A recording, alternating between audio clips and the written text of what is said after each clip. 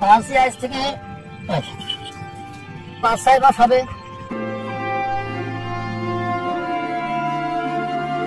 প্রত্যেকদিন 1 পা 300 গ্রাম দুধ খাই দেওয়া হয়।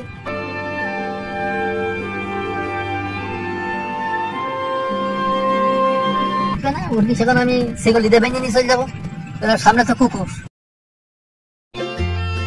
মানুষ শখে বা প্রয়োজনে অনেক পশু পাখি পোষ মানিয়ে লালন পালন করে থাকেন, এমন কথা আমরা সবাই জানি। কিন্তু চিরচেনা শিয়ালকে পোষ মানিয়ে তাক লাগিয়ে দিয়েছেন যশোর জেলার ঝিকরগাছ উপজেলার বারবাগপুর গ্রামের শাহাদাতে। অনেক পশু পাখি পোষ মানিয়ে লালন পালন করে থাকেন, এমন কথা আমরা সবাই জানি। কিন্তু চিরচেনা শিয়ালকে পোষ মানিয়ে তাক লাগিয়ে দিয়েছেন যশোর জেলার ঝিকরগাছ উপজেলার বারবাগপুর গ্রামের শাহাদাত হোসেন।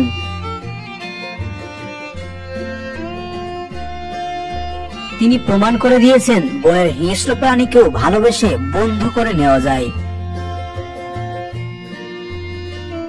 ছোট থেকে লালন পালন করায় শিয়ালটি স্বভাবে মানুষের মতোই সারাক্ষণ খুনসুটিতে মেতে থাকেন মালিকের সাথে।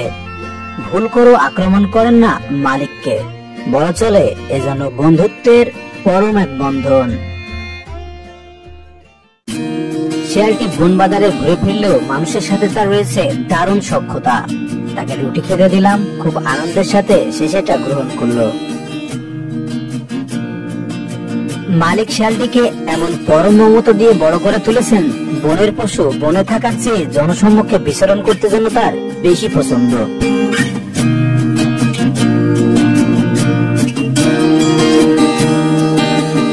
পাঁচই আজ থেকে 5-6 মাস হবে। 6-7 মাস এরকম হবে। আমি একদিন মাঠে আসি, গরু ছাগল নিয়ে আসি, দেখি যে ভিজে গেছে ধানের ভরে আলি, মানে উনি কাঁপছিল।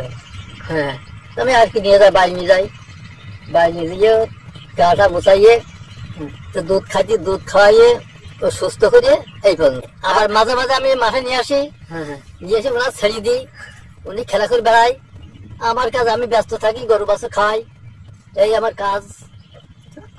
এই আমার ছোটকাল থেকে অভ্যেস, সাপ বেজি শিয়াল এই আমার পোষাবার অভ্যেস, বন্য প্রাণী আমার খুব ভালো লাগে, আমার পুষতে ইচ্ছা করে।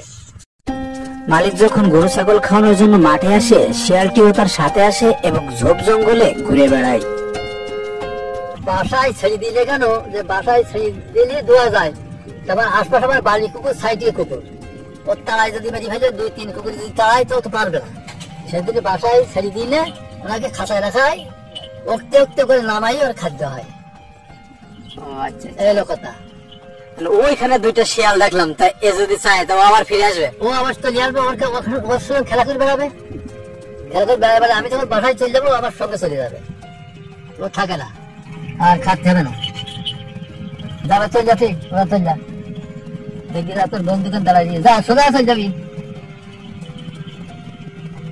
তো 3 বার খাই দিয়ে, প্রত্যেকদিন 1 পা 300 গ্রাম দুধ খাই দিয়ে হয়, 2 বার 3 বারে।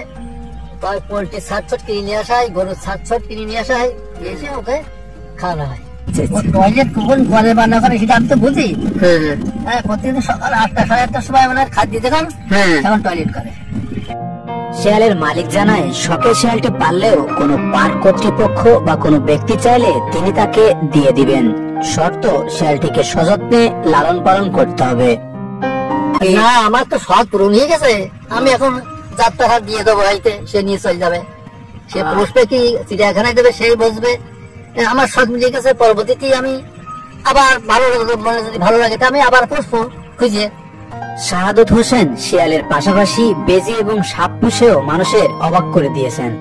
বেজি পুষছিলাম, সে বেজি বড় হয়ে যাবে, বেজি আমার হাইকে আমার সঙ্গে শ্বশুর বাড়ি যাইতো, এখন যেতাম হাইকে আমার 5 যাইতো, তখন সে বেজি আমার ছেলে নিয়ে গেলে আমার ছেলে দিকে চাকরি বাকরি করে শিখে নিয়ে যেয়ে কাজ দিল।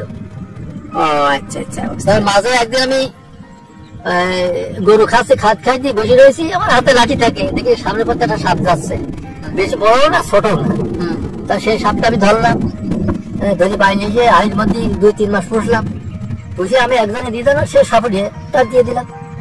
মায়া মমতা ভালোবাসা দিয়ে পৃথিবী জয় করে নেওয়া সম্ভব, তার একটা ছোট্ট নিদর্শন দেখিয়েছেন শাহাদাত হোসেন।